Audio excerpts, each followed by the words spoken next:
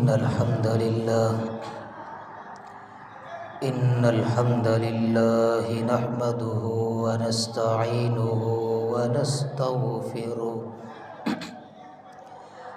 ونعوذ بالله من شرور أنفسنا ومن سيئات أعمالنا من يهده الله فلا مضل له ومن يضلل فلا هادي له ونشهد أن لا إله إلا الله وحده لا شريك له ونشهد أن محمدًا عبده ورسوله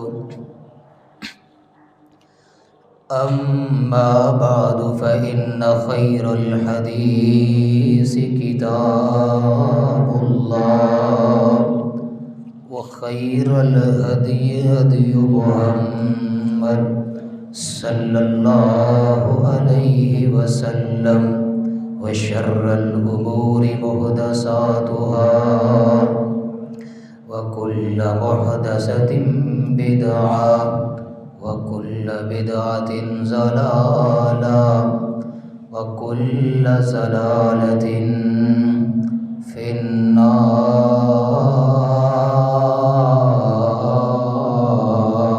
النار. يا أيها الذين آمنوا اتقوا الله وقولوا قولا سديدا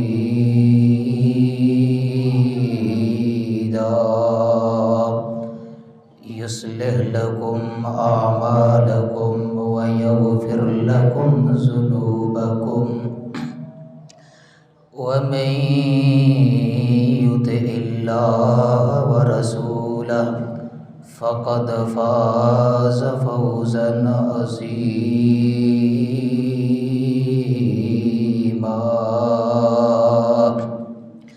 يا أيها الناس اتقوا ربكم الذي خلقكم من نفس واحدة وخلق منها زوجها وبث منهما رجالا كثيرا ونساء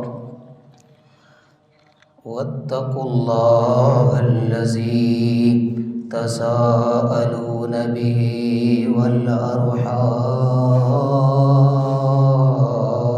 والأرحام إن الله كان عليكم رقيبا.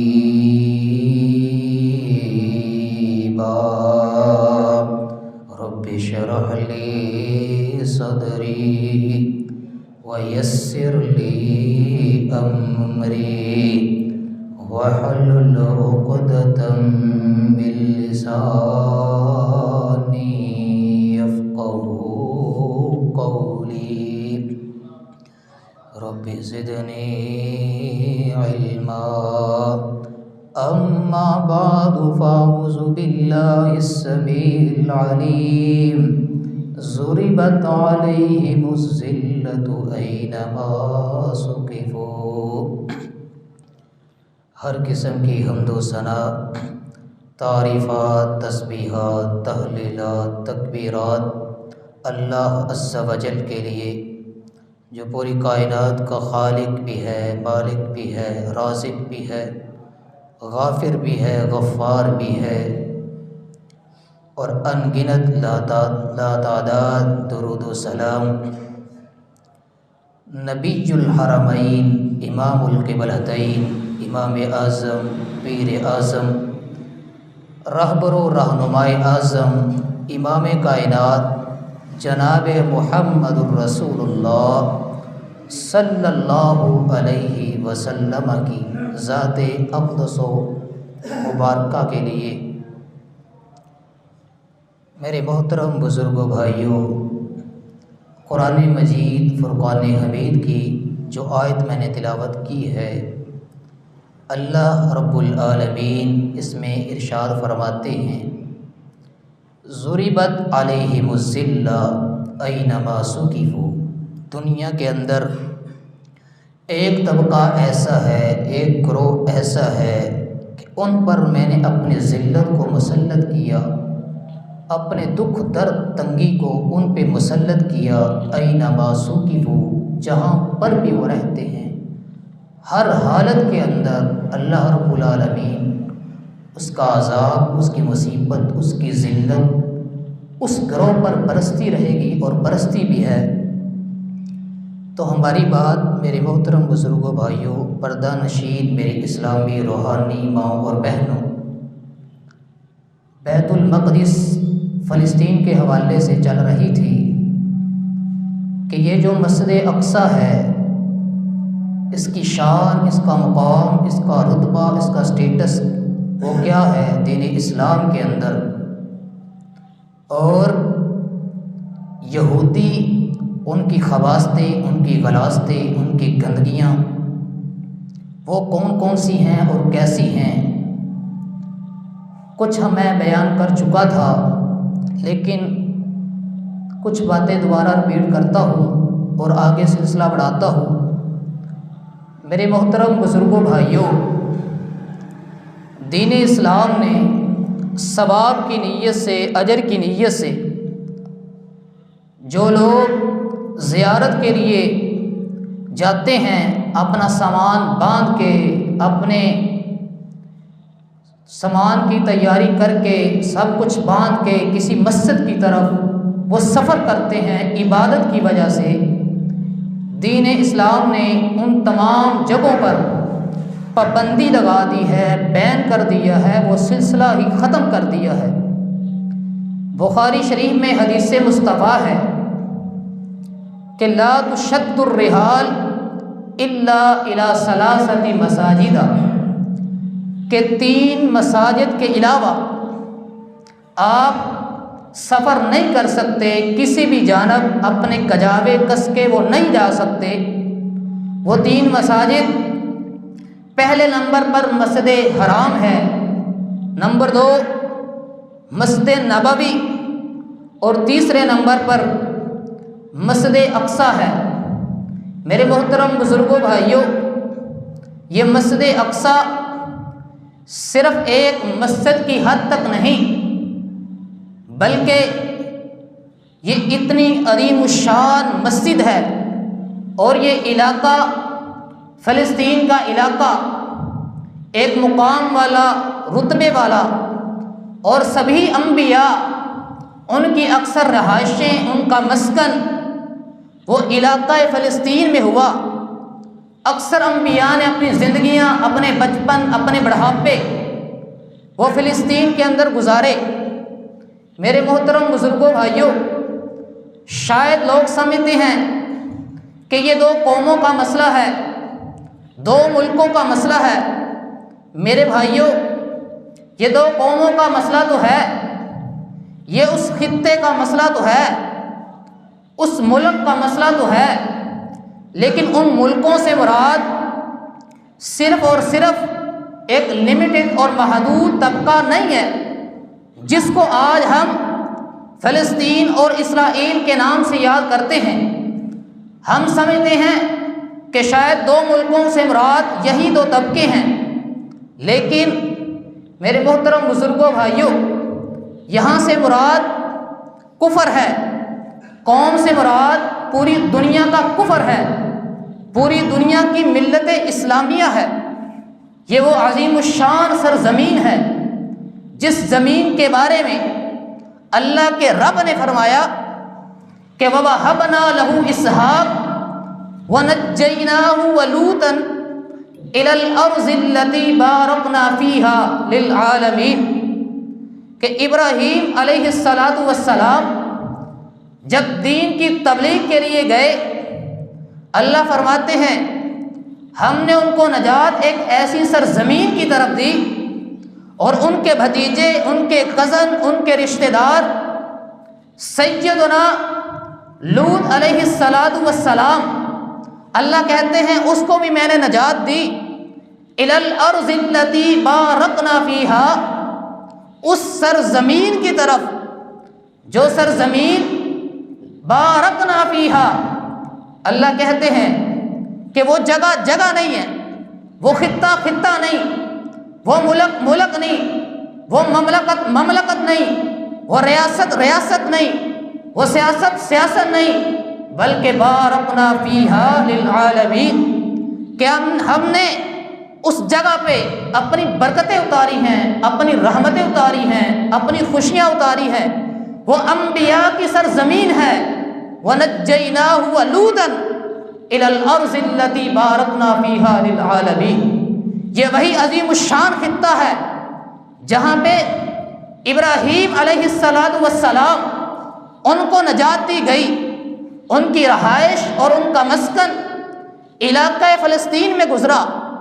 لوط علیہ السلام، ان کے کزن، ان کے رشتہ دار اسی سرزمین میں زندگی گزار کے گئے۔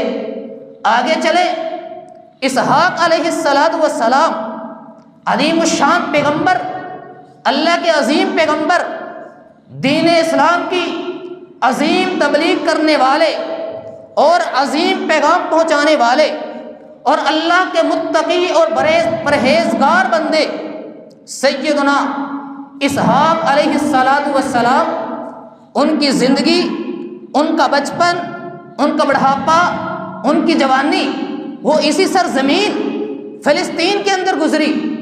یعقوب علیہ السلام، ان کا بڑھاپا، ان کی جوانی اسی سرزمین میں گزری۔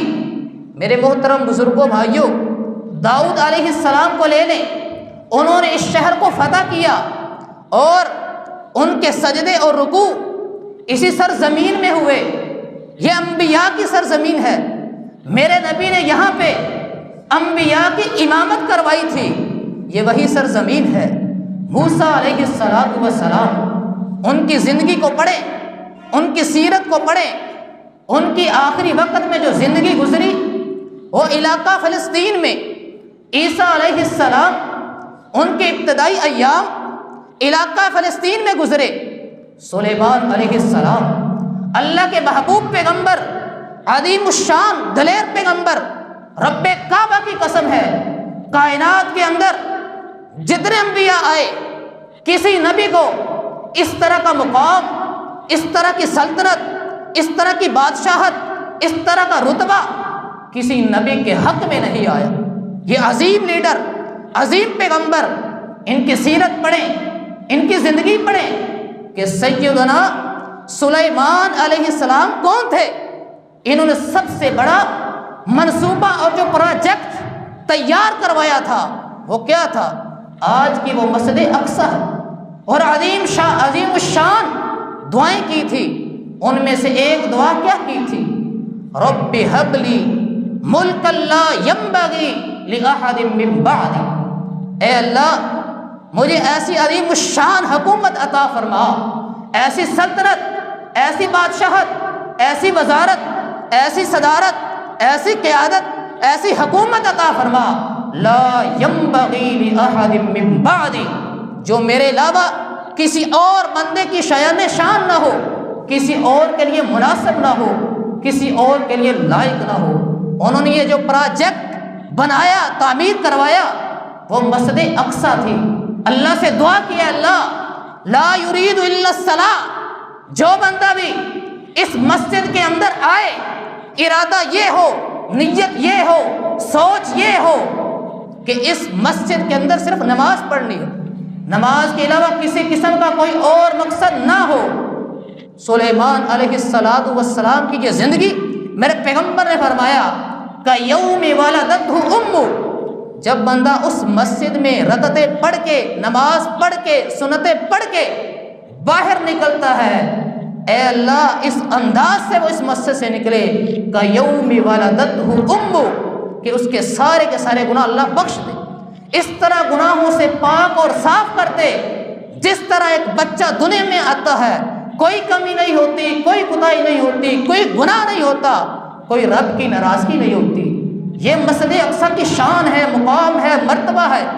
بابا جی زکریا علیہ السلام، ان کی زندگی کو اٹھائیں، انہوں نے کیا دعا کی تھی؟ ان کی زندگی، ان کا بچپن، ان کی جوانی، وہ بھی علاقہ فلسطین کے اندر گزرا۔ یہ شان ہے، یہ کس جگہ کی بات ہے، کس جگہ کا قصہ ہے؟ میرے پیارے بھائیوں، وہ آج کی فلسطین کے علاقے کے جو مسجد ہے اسی کی بات ہے، وہ انبیاء کی سرزمین ہے۔ زکریا علیہ السلام، پارہ نمبر 16 سورہ مریم پڑھ کے دیکھیں، کیا کہا؟ بڑھاپا آ گیا، ہڈیاں کمزور ہو گئی، بال سفید ہو گئے، اللہ سے دعا کی۔ اس عمر میں بھی آ کے اللہ سے مایوسی نہیں، دعا سے مایوسی نہیں، اللہ پہ توکل دیکھیں، رب پہ یقین دیکھیں، اور ہماری حالت دیکھیں، اپنے آپ کو دیکھیں، پرکھیں، ہم کہاں ہیں؟ ایک ہفتہ دعا کرنے، ایک مہینہ دعا کرنے کے بعد اگر دعا قبول نہ ہو، دعا کا نتیجہ نظر نہ آئے، رب پہ بے یقینی، ہم رب پہ بے اعتمادی کرتے ہیں، رب کے گلے اور شکوے کرتے ہیں۔ نہیں میرے پیارے بھائیوں، یہ مسلمان کا طریقہ نہیں، مسلمان کا شیوا نہیں۔ مسلمان بندہ جو ہے، توحید والا جو ہے، اس کی عادت نہیں کہ اللہ کے سامنے مانگے اور مایوس ہو جائے، دعا کرنا چھوڑ دے۔ ہمیں دعا کا طریقہ ہی نہیں پتہ۔ زکریا علیہ السلام کو اپنے رب پہ کتنا یقین تھا، کیا کہا؟ اے اللہ انی واشتعل الراس شیبا ولم اکن بدعائک رب شقیا، اے اللہ بڑھاپا آ چکا ہے، اب وہ میں مرد نہیں رہا جو ایک مرد کی طاقت ہوتی ہے۔ اے اللہ اس عمر میں ایک بچے کی ضرورت ہے، اللہ سے بیٹا مانگا، اللہ نے دعا قبول کی۔ ہنالک دعا زکریا ربا، اسی فلسطین میں مسجد اقصی میں اللہ سے دعا کی، اللہ بیٹے کی ضرورت ہے۔ اللہ نے کیا کہا؟ قال رب هب لي من لدنك ذرية طيبة انك سميع الدعاء۔ اللہ کہتے ہیں ان اللہ یبشرک بیحییٰ، اللہ سے بیٹے کی دعا کی، گڑ گڑائے، روئے، تمنا کی، تڑپ کی، اللہ بیٹا چاہیے۔ اللہ فرماتے ہیں ان اللہ یبشرک، میں تیرا رب تجھے خوشخبری دیتا ہوں بیحییٰ، یحییٰ علیہ السلام کی بیٹا بھی اللہ نے عطا کیا، اور نام بھی یحییٰ رکھا۔ نام کتنا عظیم الشان کہ دنیا کائنات کے اندر اس نام سے پہلے یہ نام تھا ہی نہیں۔ اللہ فرماتے ہیں یہ بچہ نہیں ہوگا، اگلی صفت ان اللہ یبشرک بیحییٰ مصدقا بکلمۃ من اللہ، اس کا نام تو نہیں رکھے گا۔ کسی کا نام ننیال والے رکھتے ہیں، کسی کا نام ددیال والے رکھتے ہیں، کسی کا نام والدین رکھتے ہیں، کسی کا نام گلی محلے والے رکھتے ہیں۔ یہ اتنا خوش نصیب بیٹا، اللہ سے دعا کی، مسجد اقصی میں دعا کی، اللہ سے بیٹا مانگا، اللہ نے بیٹا بھی عطا کیا اور نام بھی خود رکھا یحییٰ علیہ السلام۔ اور اللہ نے فرمایا یہ بیٹا نہیں، یہ بچہ نہیں، بلکہ مصدقا بکلمۃ من اللہ، اللہ کے کلمات کو بیان کرنے والا ہے۔ یہ اللہ کے کلمات کو بیان کرے گا، رب کے احکامات کو پہنچائے گا۔ اور آگے فرمائے وَسَيِّدًا وَحَصُورًا وَنَبِيًّا مِّنَ الصَّالِحِينَ، یہ بیٹا نہیں، یہ نبی ہوگا، سردار ہوگا، وَنَبِيًّا مِّنَ الصَّالِحِينَ، اور نیک لوگوں میں سے ہوگا۔ یہ زکریا علیہ السلام نے اللہ سے دعا کی، اللہ نے بیٹا عطا کیا۔ کس مسجد کی بات؟ مسجد اقصی کی بات، جس مسجد پر آج یہودیوں کا قبضہ ہے، اللہ کے دشمنوں کا قبضہ ہے۔ میرے پیارے بھائیوں آگے چلیں، ایک عظیم ترین خاتون، عظیم ترین فیملی کی بیٹی، نام مریم علیہ السلام ہے۔ اللہ سے دعا کی، کیا؟ فتقبلها ربها بقبول حسن وانبتها نباتا حسنا۔ زکریا اللہ تعالیٰ نے جنہیں قبول کیا ہو، اللہ تعالیٰ نے جنہیں قبولیت سے سرفراز کیا ہو، بات قابلیت کی نہیں ہوتی، بات قبولیت کی ہوتی ہے۔ اور جن کو اللہ قبول فرما لے، ابراہیم علیہ السلام، انہوں نے ایک کمرہ بنا کے، چھوٹا سا مکان بنا کے یہی اللہ سے دعا کی تھی، اے اللہ فتقبل منا، اس کو ہماری طرف سے قبول فرما لینا۔ مریم علیہ السلام، ان کی والدہ نے رب سے جو دعا کی تھی وہ یہی دعا تھی، اے اللہ مریم کو قبول کر لے۔ اللہ نے قبول کر کے دکھایا۔ زکریا علیہ السلام، ان کی زندگی پڑھیں، ان کی کفالت میں اللہ نے دے دیا. کیا؟ جب بھی کلما دخل علیہا زکریا المحراب، زکریا علیہ السلام جب بھی اس کے پاس آتے، اس بچی کے پاس آتے، مریم علیہ السلام کے پاس آتے، پھل ملتے، خوراک ملتی، غذا ملتی، ثمرات ملتے، فائدے ملتے، حیران ہو جاتے، پریشان ہو جاتے اور سوال کرتے ان یا مریم انا لکی ھذا، یہ بتا یہ پھل آئے کہاں سے ہیں؟ آگے سے کیا کہتی؟ قالت هو من عند اللہ، یہ اللہ کی طرف سے آئے ہیں. میرے پیارے بھائیوں، یہ وہی جگہ ہے فلسطین کی، مسجد اقصی کی برکات ہیں. یہ سارا پروٹوکول، ساری رحمتیں، ساری برکتیں، ساری سعادتیں اللہ نے وہاں پہ رکھی تھی. وہ انبیاء کی سرزمین ہے. میرے پیغمبر کا عظیم ترین معجزہ معراج کی شکل میں جو اللہ نے کروایا وہ بھی یہی سرزمین تھی. جس جگہ کے بارے میں آج دنیا میں اعلان ہوتا ہے، اس جگہ کو اٹھا کے یہودیوں کے قبضے میں ڈال دیا جائے، یہودیوں کی گود میں ڈال دیا جائے، یہودیوں کے سفارت خانے بنا دیے جائیں. اللہ کی قسم مسلمانوں کو تڑپنا چاہیے، حیران ہونا چاہیے کہ میرے نبی کی وہ مسجد اقصی جہاں پہ امامت کروائی، اللہ نے معجزہ عطا کیا. معجزہ کیا؟ صحیح مسلم کتاب الایمان حدیث نمبر 162، آسمان سے جبریل امین اترے، میرے پیغمبر کو بیدار کیا، جگایا، سینے کو چاک کیا، دل کو باہر نکالا، آب زمزم سے دھویا، دھونے کے بعد سونے کے تھال میں رکھا، سال حکمت سے بھرا ہوا، ایمان سے بھرا ہوا، دوبارہ بند کیا، سینے کو بند کیا، فتابہ کا صدرہ ثم اوتی بدابہ، پھر ایک چپایا لایا گیا، ایک جانور لایا گیا، یقال له البراق، جس کا نام براق ہے، فوق الحمار دون البغل، خچر سے چھوٹا، گدھے سے بڑا ہے، اس پہ سوار میرے پیغمبر کو کروایا گیا. یہ معراج ہے، اسراء نہیں.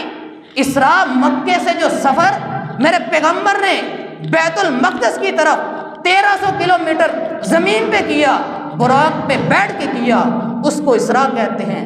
معراج کا مطلب چڑھنا. جب میرے پیغمبر پہنچے تو سیڑھی کے ذریعے آسمانوں کی طرف گئے. جب یہ سفر مکہ سے بھی شروع ہو سکتا تھا، مدینہ سے بھی شروع ہو سکتا تھا، لیکن آسمانوں کا سفر مکہ سے شروع نہیں ہوا، مدینہ سے شروع نہیں ہوا. یہ سفر اگر شروع ہوا ہے تو بیت المقدس سے شروع ہوا ہے. میرے پیغمبر مکہ سے سفر کر کے 1300 کلومیٹر چل کے براق پہ بیٹھ کے بیت المقدس پہنچے. وہاں پہ جب پہنچے، صحیح مسلم کتاب الایمان حدیث نمبر 162، میرے پیغمبر سواری سے نیچے اترے. سبھی انبیاء دنیا کائنات کے اندر جتنے بھی انبیاء آئے ہیں، اللہ کی قسم سارے موجود تھے. سارے انبیاء کی میرے پیغمبر نے امامت کروائی. یہ قسمت، یہ بخت، یہ خوش نصیبی، یہ مقدر صرف اور صرف مسجد اقصی کی زمین کو ملا ہے، فلسطین کی زمین کو ملا ہے، اس کے علاوہ کسی کو نہیں ملا. میرے پیغمبر سواری سے اترے، انبیاء کی امامت کروائی، فلسطین میں کروائی، بیت المقدس میں کروائی. میرے پیارے بھائیوں، بات ایک جگہ کی ہوتی ہم نظر انداز کر دیتے، بات ایک دھرتی کی ہوتی نظر انداز کر دیتے، بات ایک خطے کی ہوتی نظر انداز کر دیتے، بات سیاست کی ہوتی نظر انداز کر دیتے، ریاست کا مسئلہ ہوتا نظر انداز کر دیتے، آپس کا اختلاف ہوتا نظر انداز کر دیتے، ریاست کا مسئلہ ہوتا نظر انداز کر دیتے، وزارت کا مسئلہ ہوتا نظر انداز کر دیتے، قیادت کا مسئلہ ہوتا نظر انداز کر دیتے، عمارت کا مسئلہ ہوتا نظر انداز کر دیتے، آپس کا اختلاف ہوتا نظر انداز کر دیتے، آپس کی لڑائی ہوتی نظر انداز کر دیتے. میرے پیارے بھائیوں، یہ لڑائی انبیاء کی سرزمین کی لڑائی ہے، اس زمین کی توحید کی بات ہے.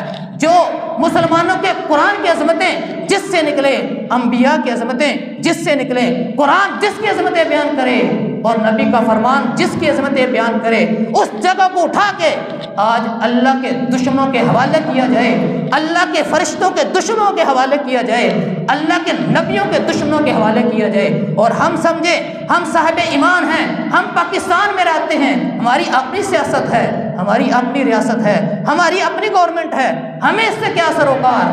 ہمیں تو اپنے آپ کو ٹھیک کرنا چاہیے. نہیں میرے پیارے بھائیوں، مثل المؤمنین فی توادہم وتراحم بہم وتعاطفہم، صحیح مسلم 1561. میرے پیغمبر نے فرمایا مومنوں کی مثال آپس کے تعلق کے معاملے میں، نرمی کے معاملے میں، محبت کے معاملے میں ایک جسم کے مانند تھے۔ ہم تو دعا کرتے ہیں اللہ ہمیں یہودیوں جیسا نہ بنا دینا، ہر نماز میں دعا کرتے ہیں غیر المغضوب علیہم ولا الضالین۔ ہم تو ایسے دشمنوں سے اعلان برات کرتے ہیں، جتنی رکعتیں پڑھتے ہیں، جتنی نمازیں پڑھتے ہیں، ہر دن میں کم از کم 5 مرتبہ اللہ سے اعلان برات کرتے ہیں، اللہ سے اعلان کرتے ہیں، اللہ سے دعا کرتے ہیں اور اللہ کے سامنے اپنی عاجزی اور انکساری رکھتے ہیں۔ اے اللہ ہمیں ان یہودیوں جیسا نہ بنا دینا، ان یہودیوں کے رستے پہ نہ چلا دینا۔ کیوں؟ وہ اتنی گندی قوم ہے، اتنی خبیث قوم ہے، اتنی لعنتی قوم ہے، اتنا رب اس پر ناراض ہے۔ ہم ہر نماز میں غیر المغضوب علیہم یعنی ان سے اعلان برات کرتے ہیں، اللہ ان جیسا ہمیں نہ بنا دینا۔ میرے پیارے بھائیوں، اللہ کے قرآن کو پڑھ کے تو دیکھیں اللہ نے کیا بیان کیا۔ اللہ فرماتے ہیں یہ اتنی گندی قوم ہے یہودی، ضربت علیہم الذلہ اینما ثقفوا۔ اللہ رب العالمین نے اپنی ذلت، اپنے عذاب، اپنی مصیبتیں اس گندی قوم پر نازل کی۔ والذلت والمسکنہ اور محتاجگی ان پر مسلط کر دی، یعنی دنیا میں کہیں بھی نہیں رہ سکتے، یہ اتنی گندی قوم ہے۔ وباءوا بغضب من اللہ اور اللہ کا غصہ، اللہ کا قہر اسی قوم پر برستا بھی ہے اور برستا رہے گا بھی۔ اتنی گندی قوم۔ میرے پیارے بھائیوں، موسیٰ علیہ السلام یا ایھا الذین آمنوا، اللہ رب العالمین فرماتے ہیں اے ایمان والو ان لوگوں کی طرح نہ ہو جانا۔ آمنوا لا تکونوا کالذین آذوا موسیٰ، جنہوں نے موسیٰ کو ستایا، موسیٰ کو پریشان کیا۔ موسیٰ علیہ السلام نے ان کو دعوت دی آؤ اللہ کے رستے میں لڑ کے آتے ہیں۔ انہوں نے کیا جواب دیا؟ جواب نہیں بلکہ بکواس کی۔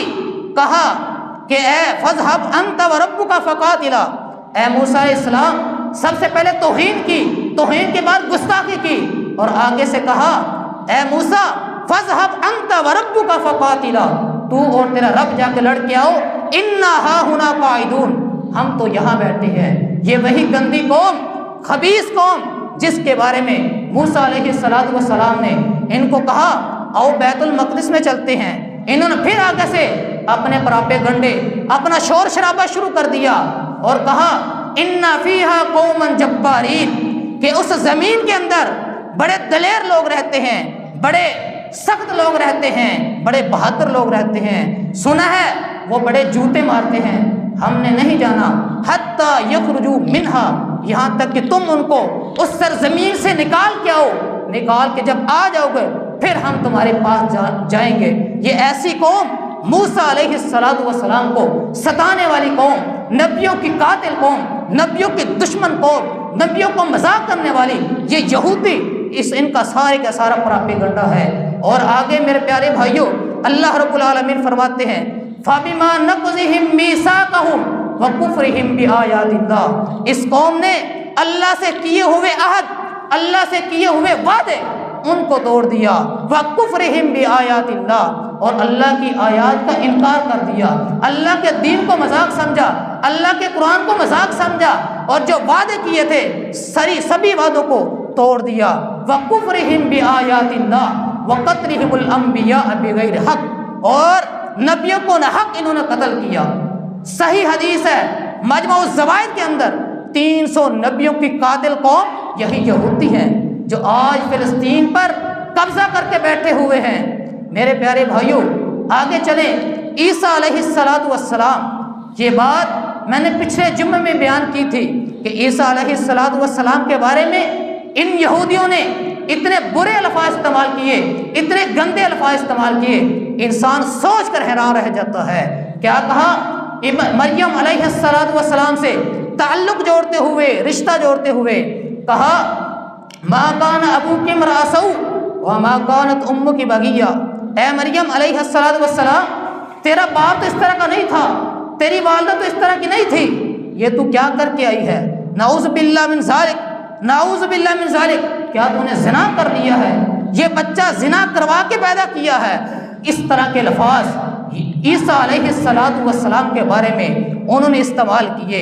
میرے پیارے بھائیوں وہ الفاظ آج کی سوسائٹی میں آج کے معاشرے میں کوئی بندہ استعمال کر دے، لوگ مارنے مروانے پہ تل جاتے ہیں، لوگوں کے جذبات نہیں رہتے، ان کے جذبات قابو میں نہیں رہتے، لوگوں کی عقل پہ پردہ پڑ جاتا ہے۔ یہ دنیا کی بات ہے، کوئی بندہ آ کے بیٹے پہ تہمت لگا دے، زنا کی تہمت لگا دے، میں دیکھتا ہوں کیسے نہیں آپ کا خون ابھرے گا، کیسے تو کنٹرول کرتا ہے اپنے آپ پر۔ میرے پیارے بھائیوں، یہ تو اللہ کے پیغمبر تھے، عظیم نبی تھے، سیدنا عیسیٰ علیہ السلام، جس کے بارے میں میرے پیغمبر کا فرمان ہے کہ اللہ کے بندے ہیں، اللہ کے رسول ہیں۔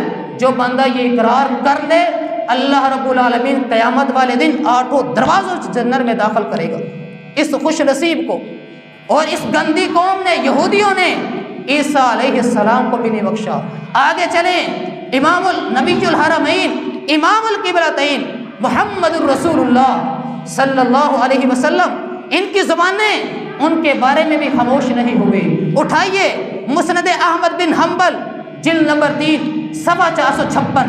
یہی یہودی میرے نبی کے پاس آئے اور آ کے منت ترا کرنے لگے، اے اللہ کے نبی، ہمارا اکٹھ ہے، ہماری پنچایت ہے، ہماری مجلس ہے، ہماری نشست ہے، فیصلہ اس کا نہیں ہو رہا، آپ آ کے فیصلہ کر دیں۔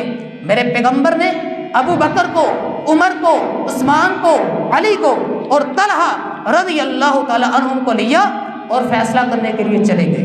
عمر بن زمیہ ایک بندہ تھا، اس نے 2 قتل کیے ہوئے تھے، اس کی دیت کا مسئلہ تھا۔ میرے پیغمبر فیصلہ کرنے کے لیے چلے گئے۔ جب وہاں پہ پہنچے، ان سے ملاقات ہوئی، انہوں نے بٹھایا اور کہا، اے اللہ کے نبی، آپ یہاں پہ بیٹھیں، ہم آپ کے لیے کھانے پینے کے لیے کچھ لے کے آتے ہیں۔ خرجوا من، وہ اللہ کے نبی سے نکل گئے، پاس سے چلے گئے۔ جب اندر گئے، بہانے کھانے کے، کچھ لینے کے بہانے اندر چلے گئے۔ اب ان کی پلاننگ، ان کی تیزی، ان کی چلاکی، اندر جا کے گئے۔ پرانے زمانے کی بات ہے، چکیاں ہوا کرتی تھی آٹا پیسنے کے لیے۔ ایک چکی کا پتھر بہت بڑا تھا، 2-4 بندوں نے مل کے اٹھا کے جہاں پہ میرے پیغمبر بیٹھے تھے، صحابہ بیٹھے تھے، اس کی ساتھ والی چھت کے اوپر چڑھ گئے اور پتھر کو گرانے کی پلاننگ، نعوذ باللہ من ذالک، میرے پیغمبر کو شہید کرنے کی پلاننگ، میرے نبی کو قتل کرنے کی سازش اس گندی قوم یہودیوں نے کی۔ میرے پیغمبر بیٹھے تھے، اوپر سے یہ پتھر گرانے لگے تھے۔ نازل من السماء، آسمان سے جبریل امین آ گئے، اللہ کے نبی فوری گھر چلے جائیں یہاں سے۔ میرے پیغمبر فوری اٹھے، چلے گئے، صحابہ حیران پریشان۔ اللہ کے نبی، ابو بکر بھی تھے، عمر بھی تھے، عثمان بھی تھے، اللہ کے نبی ہوا کیا ہے؟ میرے پیغمبر نے بتایا، آؤ بعد میں بتاتا ہوں، پہلے چلو۔ جب پہنچے گھر میں، بتایا کہ ہم فیصلے کی نیت سے گئے تھے۔ انہوں نے اوپر سے جا کے ایک پتھر پکڑا، سب سے وزنی پتھر پکڑ کے مجھے قتل کرنے کی سازش کی تھی، جبریل امین نے مجھے آ کے بتایا تھا۔ میرے پیارے بھائیوں، یہ اتنی گندی قوم، اتنی خبیث قوم، میرے پیغمبر کو صحیح بخاری کتاب المغازی گوشت میں زہر ملا کے کھلانے والے یہی یہودی تھے۔ اور جب بعد وہیں پہ جب جس جگہ پہ بیٹھے تھے، یہود کا ایک قبیلہ بنو قینقاع تھا اور بڑا زور آور قبیلہ تھا۔ وہ لوہے کی زریں، مدینہ کو زریں، لوہے کی جیکٹیں اور لوہے کی ٹوپیاں بنا کے دیا کرتا تھا۔ جب لوہے کی ٹوپیاں بنا کے دیا، لوہے کی جیکٹیں، لوہے کی ٹوپیاں بنا کے دیا کرتا تھا، اور وہیں پہ یہ بنو قینقاع قبیلہ، اللہ کی قسم، یہ اتنا برا، اتنا گندا، اتنا غلیظ قبیلہ کہ انہوں نے میرے پیغمبر کی گستاخیاں کی، میرے پیغمبر کے سامنے برے الفاظ استعمال کیے۔ جب اس قبیلے کے پاس میرے پیغمبر نے اس قبیلے والوں کو بلایا اور کہا کہ تم انسان بن جاؤ، ہمارا تمہارا معاہدہ ہے، ہمارا تمہارا ایگریمنٹ ہے، اگر کسی قسم کا مسئلہ ہوا تو تم ہمارے ساتھ تعاون کرو گے۔ آگے سے پتہ کیا کہنے لگے، اے محمد، تو بدر کی لڑائی لڑ کے آیا ہے، تجھے نہیں پتا کہ ہم کون لوگ ہیں، ہماری طاقتیں کیا ہیں، ہماری صلاحیتیں کیا ہیں، ہمارے جذبات کیا ہیں، تجھے نہیں پتا ہم کون لوگ ہیں۔ انک قاتلت قریشن، تو نے قریش سے جنگ لڑی ہے، ان کو جنگ لڑنے کا پتہ نہیں، وہ بدھو لوگ ہیں، ان کو جنگی ہتھیار اٹھانے کا، جنگی ہتھیار استعمال کرنے کا پتہ نہیں، تو ہم سے لڑائی کر۔ اگر تو نے ہم سے لڑائی کی، لا یغرنک، کہیں دھوکے میں نہ رہنا، اگر تو نے ہم سے لڑائی کی، لعرفت ما هو القتال، تجھے سمجھ آ جائے گی لڑائی کہتے کسے ہیں، غزوہ کہتے کسے ہیں۔ یہ اتنی گندی قوم، میرے پیغمبر نے ان خبیثوں کی خباثت اور خبیث فطرت کو پہچانتے ہوئے جانتے ہوئے ان کو معاف نہیں کیا بلکہ مدینہ سے باہر نکال دیا تھا۔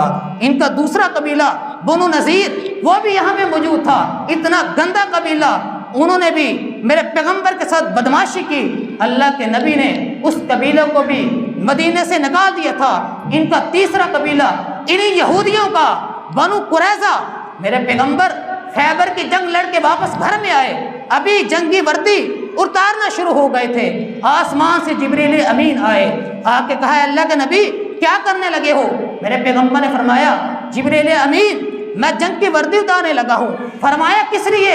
ہم آسمان کی ملٹری ہیں، آسمان کی فوج ہیں، ما وضعنا الصلاۃ، ابھی تک ہم نے وردیاں نہیں اتاری، ابھی تک ہم نے اسلحہ نہیں رکھا، آپ کیوں اتارنے لگ گئے ہیں؟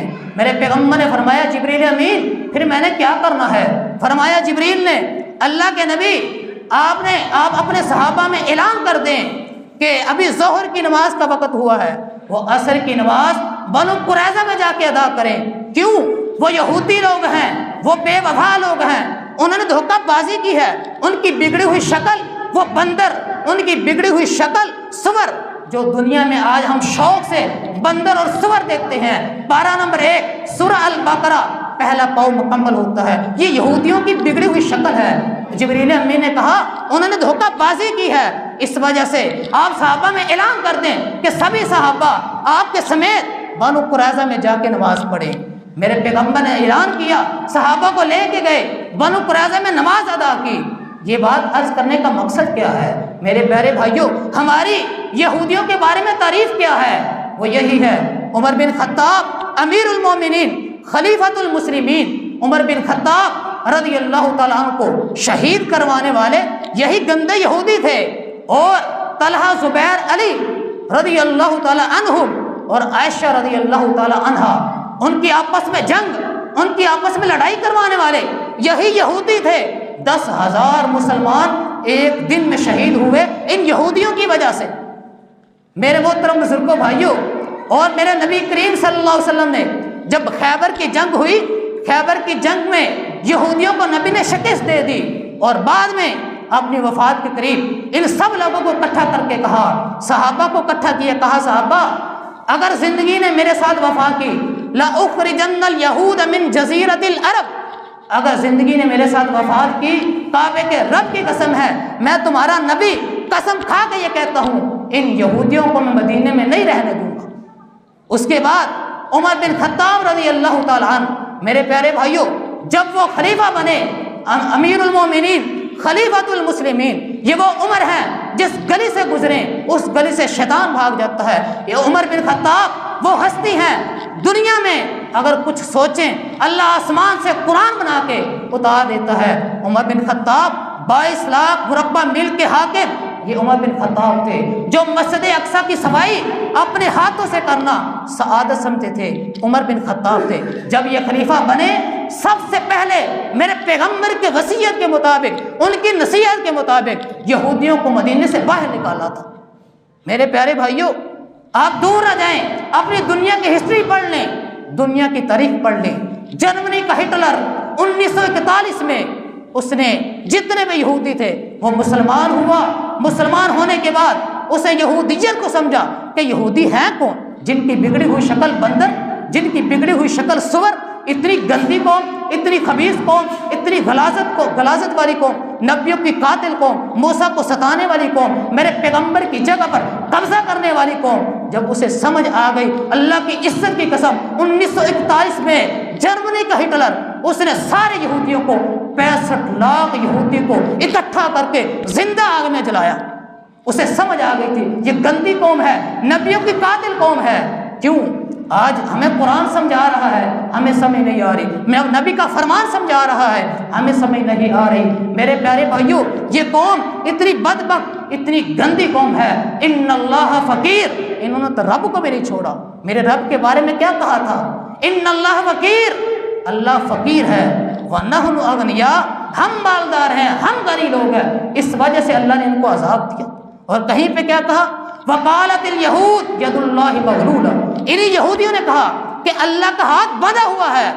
اللہ نے کہا بل یداہ مبسوطتان، ان گندے لوگوں پر اللہ کی لعنت ہو، بل یداہ مبسوطتان، اللہ کے دونوں ہاتھ کھلے ہوئے ہیں، ہاتھ ان کا بندھا ہوا ہے، آزمائشیں ان پر ہیں، عذاب ان پر ہے، قرآن کی توہین انہوں نے کی، قرآن کی گستاخی انہوں نے کی، ہاتھ ان کا بندھا ہوا ہے، اللہ کا ہاتھ نہیں بندھا ہوا۔ میرے پیارے بھائیوں، اتنی گندی قوم، اس کو سامنے رکھ کے نبیوں کی قاتل، نبیوں کی گستاخ، موسیٰ علیہ السلام کو ستانے والی قوم، اور آج جو فلسطین پہ قبضہ کر کے بیٹھی ہے، فلسطین کی مسجد اقصیٰ جن لوگوں کی گود میں آ چکا ہے، اللہ کی قسم مسلمانوں کو ڈرنا چاہیے، اللہ سے کانپنا چاہیے، ان کے لیے دعائیں کرنی چاہیے، کم از کم ان کے لیے احتجاج ریکارڈ کروانا چاہیے۔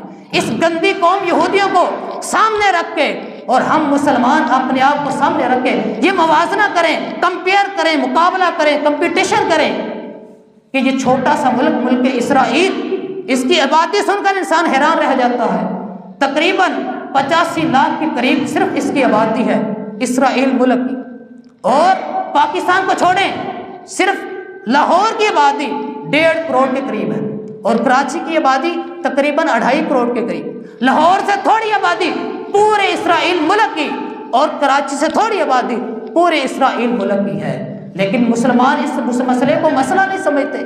میرے پیارے بھائیوں، 1948 میں یہ آزاد ہوا، اور اب تک مسلمانوں سے تقریباً یہ 12 جنگیں لڑ چکا ہے، کوئی بھی جنگ ہارا نہیں، ہر جنگ میں مسلمانوں کو بھگایا ہے، مسلمانوں کو مارا ہے، مسلمانوں کو ذلیل کیا ہے۔ مسلمان اس مسئلے کو مسئلہ نہیں سمجھتے، اس کے لیے اپنی آواز بلند نہیں کرتے۔ یہ مسئلہ میرے پیارے بھائیوں بہت بڑا مسئلہ ہے، کم از کم ہمیں ان کے لیے آواز بلند کرنی چاہیے، اپنے ریکارڈ احتجاج کروانے چاہیے، اپنا احتجاج ریکارڈ کروانا چاہیے۔ یہ مسئلہ فلسطین بھائیوں کا ہمارا اپنا مسئلہ ہے، یہ مسجد اقصیٰ کا مسئلہ ہے، اس کی سعادتوں کا مسئلہ ہے، کم از کم ہمیں ان کے لیے آواز تو بلند کرنی چاہیے۔ میرے محترم بزرگوں بھائیوں، اب وجہ کیا ہے، سبب کیا ہے؟ یہ چھوٹا سا ملک 85 لاکھ کے قریب جس کی آبادی ہے، اس کی فوج کیسی ہوگی؟ ہر جنگ میں جیت کیوں جاتا ہے، ہارتا کیوں نہیں؟